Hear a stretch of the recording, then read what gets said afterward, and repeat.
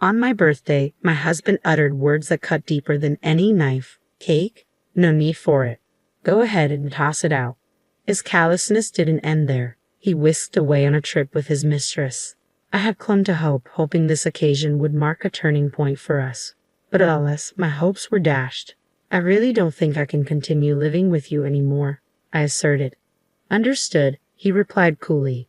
In that case, I'll do as you said, throw out the cake, and I'll throw out something else that's important to you as well.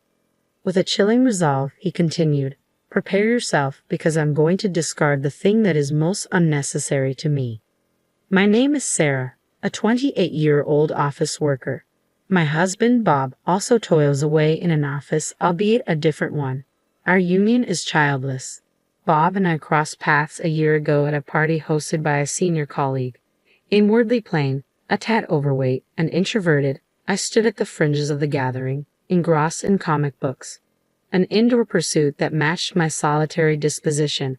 Amidst the chatter, Bob, the epitome of charm and charisma, engaged me in conversation. He regaled me with tales of his travels and passion for vintage vinyl records, a captivating exchange that left me spellbound. As the evening waned, Bob requested my contact information, a gesture that caught me off guard. The following day, a message arrived, propelling us into a whirlwind of dates and burgeoning affection. 3 months later, he knelt before me, professing his love and sealing our fate with a ring. Marriage, I believed, would be the gateway to bliss. Yet reality proved cruel. Bob's demeanor shifted drastically post-nuptials. Once tender and attentive, he now shirked household responsibilities, content to while away hours in front of the TV or lost in his music collection upon returning from work.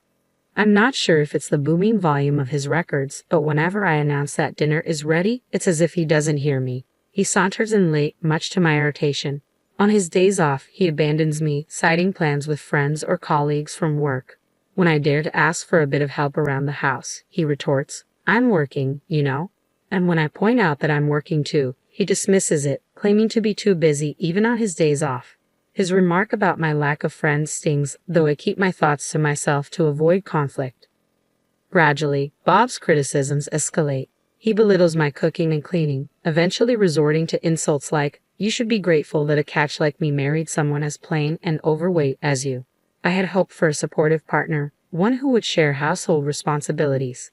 Instead, all he tends to is his record collection, and my comic books, a cherished hobby of mine, disappeared without a trace one day. Bob's callous response, that they were cluttering up the room, only fueled my outrage. How dare he discard something so precious to me without a second thought? His verbal abuse and disrespect leave me questioning why he even married me in the first place. Perhaps, as I reluctantly conclude, he simply wanted a free housekeeper. I guess when he first met me at a party and noticed my quiet demeanor, he likely saw me as an easy target. Realizing this, I've spent countless nights in tears, though I've learned to bear the pain. But if we were to have children, I fear what the future might hold.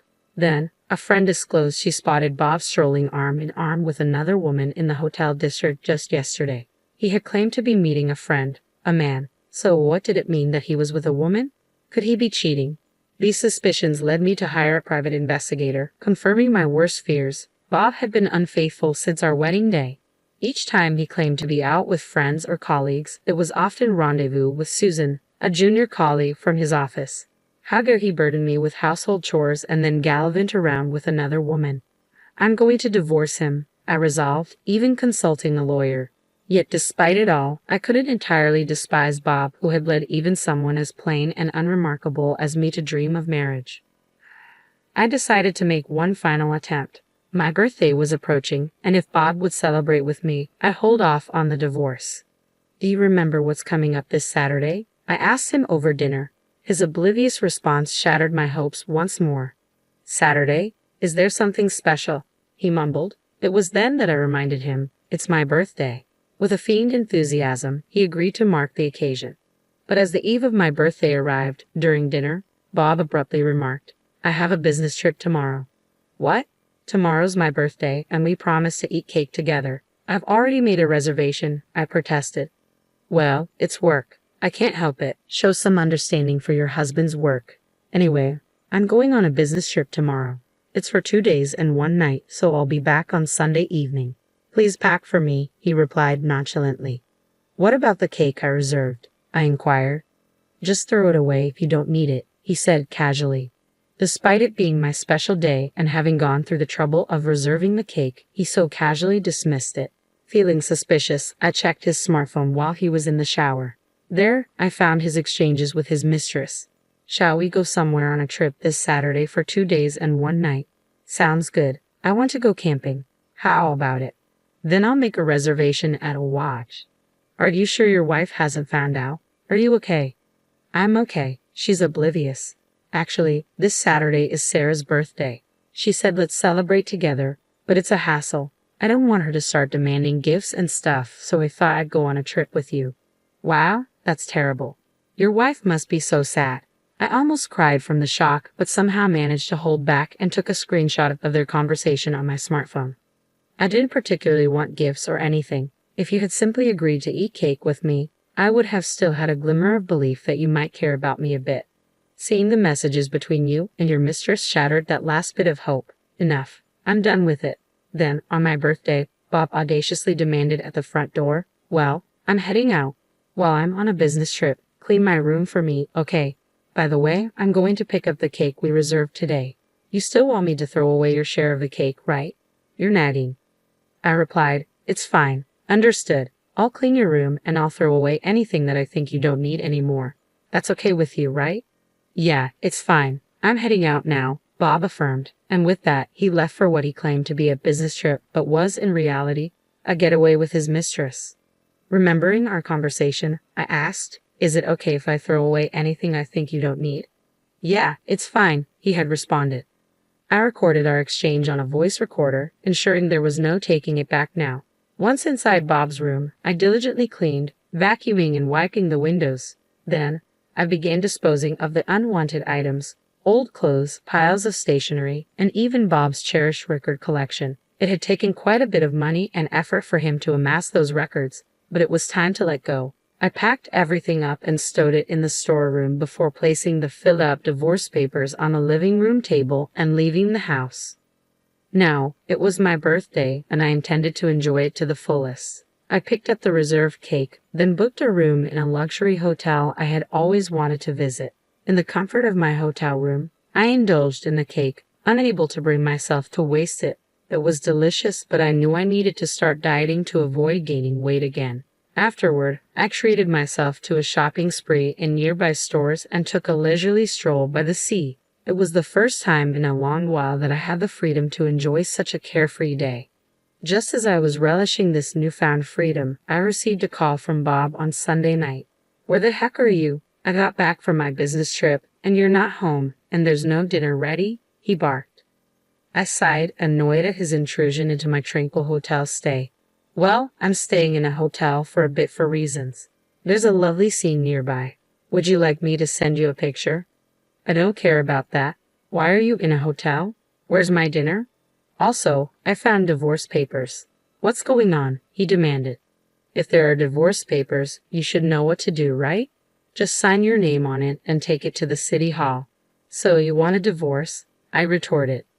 Are you planning to make a paper airplane with it? You can't be that stupid. Just sign your name on it and take it to the city hall.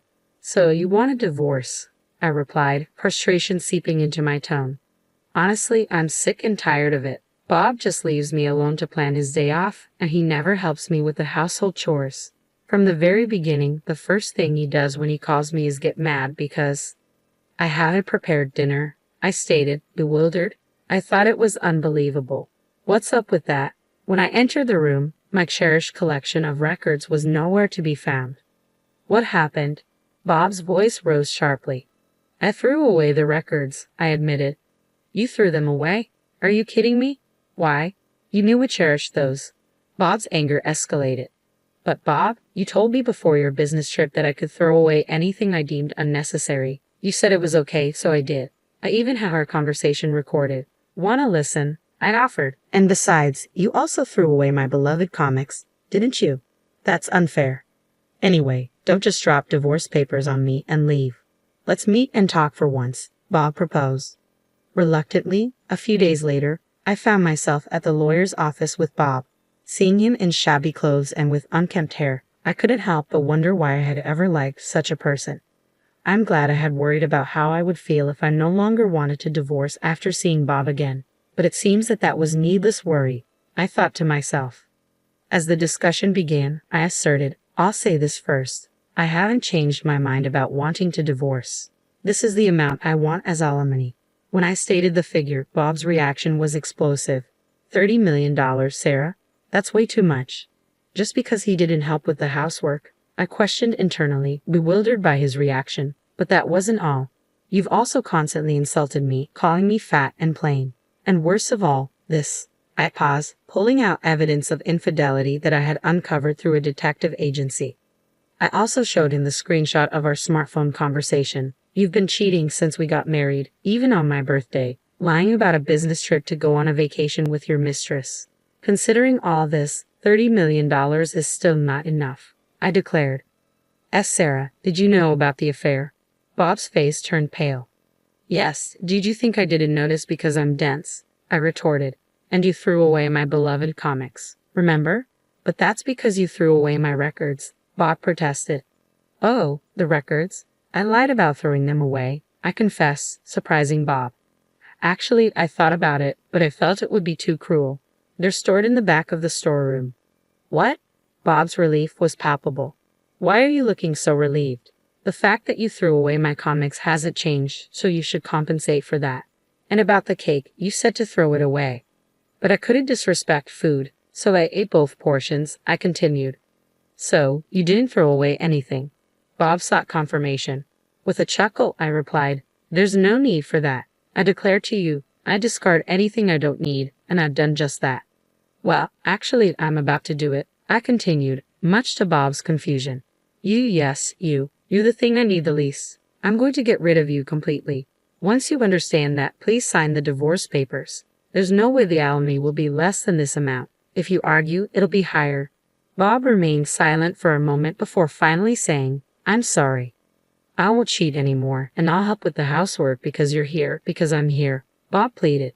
What, so you can go on dates with your mistress without any worry, dumping the chores on me during your days off?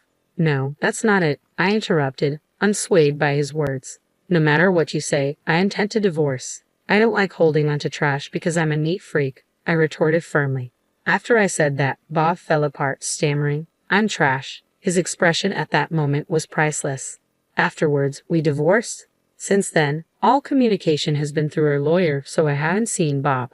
However, according to stories my lawyer shared, Bob, having left all the housework to me, had no domestic skills. He briefly cohabited with Susan, but apparently she too couldn't do housework. Their place quickly became a mess, and their diet was all over the place because they were constantly eating out. Bob started gaining weight, and his once handsome face now looks quite regrettable. It seems Susan broke up with Bob and moved on to another job. Furthermore, it became gossip at work that Bob and Susan were having an affair, causing him discomfort. But he can't quit because the alimony requested is substantial. I've switched jobs and moved, and now I'm enjoying living alone. I'm not run ragged by housework like before. No one gives me a hard time, and I'm happy. Plus, maybe because I'm not stressed anymore, my face is brighter, and I've been told I look a little thinner. If I continue to lose weight, even though I don't plan to see him again, I might make Bob regret even more. You're welcome.